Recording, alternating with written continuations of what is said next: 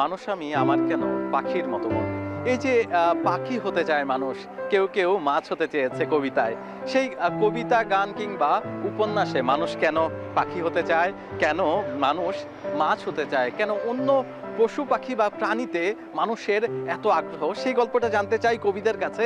তবে আমার সাথে আজকে আছে দুজন, স্যামুয়েল হক এবং আরেকজন হচ্ছে বনানী রায়। প্রথমে স্যামুয়েল হকের কাছে জানতে চাইবো যে আপনার বইয়ে আপনার কি কখনো মনে হয়েছে আপনার লেখনীর মাধ্যমে যে আমি আসলে অন্য কিছু হলে খুব ভালো হতো, হয়তো বা কাক কিংবা পাখি কিংবা মাছ? আপনার কাছে এমন কোনো কখনো মনে হয়েছে কিনা? আমার কাছে এরকম মনে না হলেও একটা বিষয় আমি সবসময় ফিল করি, গাছ হোক, পাখি হোক আর মানুষ হোক, আমরা কেউ আলাদা না।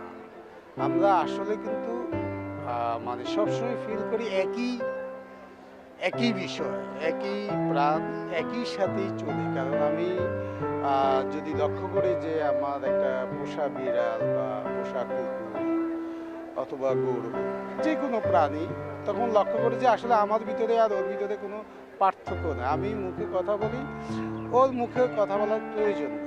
কারণ ও শারীরিক যে ইশারায় ও যতটুকু বলে, আমার মনে হয় আমি মুখে ততটা প্রকাশ করতে পারি না। ধন্যবাদ আপনাকে।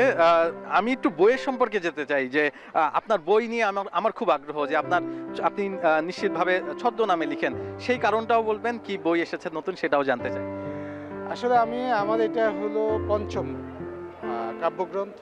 আমার প্রথম বই হলো ফিলোসফি ভিত্তিক, সেটা হলো যে প্রণয়। এর বই হলো স্যামুয়েলের ডায়েরি। তারপরে কবিতায় স্যামুয়েল, আর কবিতার কাছে সবারই আসতে হয়। আর এটা হলো যে আমাদের বিচ্ছেদের কাব্য। তার মানে নতুন বই হচ্ছে বিচ্ছেদের কাব্য। আচ্ছা, আমি একটু বনানী রায়ের কাছে জানতে চাই যে আপনার এবার নতুন কি বই এলো এবং একই সাথে হচ্ছে বইয়ের নামটা একটু শুনুন। ধন্যবাদ। আমার এবার বই এসেছে মহাভারতের মহারণ্যে, নতুন বই। তো আপনার এর আগের যে বইগুলো ছিল বা বইগুলো আছে সেগুলো হচ্ছে জানতে চাই। আমার এর আগে 6টা বই এসেছে, এটা আমার 7ম বই। আমি উপন্যাস লিখেছি 5টা, আর একটা ছিল আমার স্মৃতিচারণমূলক ভ্রমণ কাহিনী বলা যায়। আর এই বইটা কি নিয়ে লিখেছেন? এটা মহাভারত নিয়ে, মহাভারতের মহারণ্যে আমি নাম দিয়েছি। এটা আমি উপন্যাস আকারে লিখেছি, একটু সংক্ষিপ্ত আকারে, কিন্তু মহাভারতে যা যা আছে এখানেও সব কিছুই আছে। যেহেতু এটা উপন্যাস, এর সাথে আমার কল্পনা জড়িত। কারণ উপন্যাস, আপনি জানেন যে উপন্যাস লিখতে গেলে ওই সময়ে গিয়ে আমাকে সেই চরিত্রগুলোকে সেই রকম করে ভেবে লিখতে হয়। তো আমি ওভাবেই মহাভারতটাকে আগে তো ছিল মহাকাব্য, সেভাবে না লিখে আমি উপন্যাস আকারে একটু প্রাঞ্জল ভাষায় লেখার চেষ্টা করেছি। এটা মহাভারতের প্রথম খণ্ড। আচ্ছা, এমনিতে বই মেলা আপনার কাছে কেমন লাগছে? এবারে বই মেলা আর মাত্র 2 দিন আছে, তো সবকিছু মিলিয়ে আপনার কাছে বই মেলা সম্পর্কে জানতে চাই। হ্যাঁ, বই মেলা তো আসলে সবসময়ই ভালো লাগে। বই মেলার দেখেন এত ধুলো, তারপরেও আমরা কিন্তু বই মেলায় আসি। বই মেলা আমাদের বলতে পারেন যে সবাই বলে বই মেলা প্রাণের মেলা। হ্যাঁ, বই মেলায় না আসলে আসলে ভালো লাগে না। বই মেলা সবসময়ই ভালো লাগে, এবারও ভালো লাগছে, ভালো না লাগার কিছু নেই। আচ্ছা, এই যে হাজার হাজার বই কিংবা এই যে বইয়ের সমুদ্র বলা চলে পুরো জায়গাটি, এখানে আপনার নিশ্চিতভাবে হচ্ছে পছন্দের বই আছে। আপনার পছন্দের বই সম্পর্কে একটু জানতে চাই। হ্যাঁ, এখানে শুধু না, পছন্দের বই তো অবশ্যই আছে আমাদের। সেই যদি বলতে যাই, সবারই হয়তো পছন্দ কোথাও না কোথাও গিয়ে রবীন্দ্রনাথেই আশ্রয় করি আমরা। রবীন্দ্রনাথ আছেন, কাজী নজরুল ইসলামও আমার খুব পছন্দের।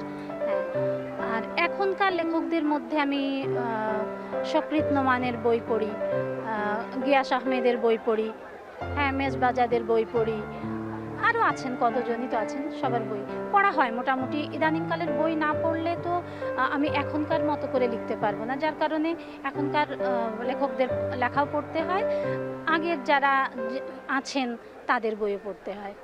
আমি একটু জানতে চাই যে লেখালেখিতে আপনার কেন আগ্রহ জন্মালো কিংবা লেখালেখিতে কিভাবে আসা হলো? লেখালেখিতে আসা হলো আমি 18 সাল থেকে লেখালেখি করছি পাকাপাকিভাবে। তো লেখালেখিতে আসার হয়তো ইচ্ছে ভেতরে ভেতরে ছিল, কোনো একটা সুযোগ হয়ে গেল। বইমেলা 2020 সালে আমার একটা গল্প আসে, 21 সালে তারপর আমার উপন্যাস আসে। লেখালেখির জগতে বলতে পারেন আমাদের জীবনটা না আমরা যেভাবে চাই সেভাবে ঠিক হয় না। কিভাবে যেন ওই যে আমি একটা বই লিখেছিলাম স্রোতস্বিনী জীবন, তো আমাদের জীবন কোন খাতে যেন বয়ে যায়। আমরা হতে পারে হ্যাঁ হয়তো এভাবেই আমার মানে এদিকে আমাকে নিয়ে এসেছে লেখালেখির জগতে আমার জীবন আমাকে। ভালো লাগলো আপনার সাথে কথা বলে। তবে ছোট্ট করে একটু জানতে চাইবো যে এই যে নতুন প্রজন্ম আছে, এই প্রজন্ম আসলে কি ধরনের বই পছন্দ করে বলে মনে হয় আপনার, বা তাদের আগ্রহ কোন ধরনের বইয়ের প্রতি? এই প্রজন্মের কথা বলতে গেলে আসলে হতাশার কথা তো আমরা বলি না, হতাশার কথা বলা উচিত না। আমরা আশাবাদী, আশা করি যে সবাই বই পড়বে। আসলে সেইভাবে বই ওই যে আবার হতাশা একটু ভর করেই যে সেইভাবে বই কেউ কি পড়ছে। হ্যাঁ, একেবারে কেউ পড়ছে না বলবো না, হয়তো কেউ কেউ পড়ে, কিন্তু বইমেলায় দেখেন তাকিয়ে সবার হাত খালি, সবাই ঘুরতে আসে, বই খুব কম মানুষই কিনে। আর যারা পড়ে আমার মনে হয় থ্রিলার বই একটু বেশি পড়ে এখন। তো আমি আসলে পুরাণ নির্ভর বই বেশি পড়তে, মাইথোলজি পছন্দ করি, ও ধরনের বই পড়ি বা লিখি। ধন্যবাদ আপনাকে। আর যেটি বলছিলেন যে হতাশার কথা কিন্তু আমরা আসলেই বলতে চাই না, কারণ আশা করি যে এখানে যেই মানুষগুলো আসবে প্রত্যেকেই একটি বই হলেও কিনে নিয়ে যাবেন এবং হচ্ছে সেই বইটি তার বন্ধু হবে, ভালো বন্ধু হবে।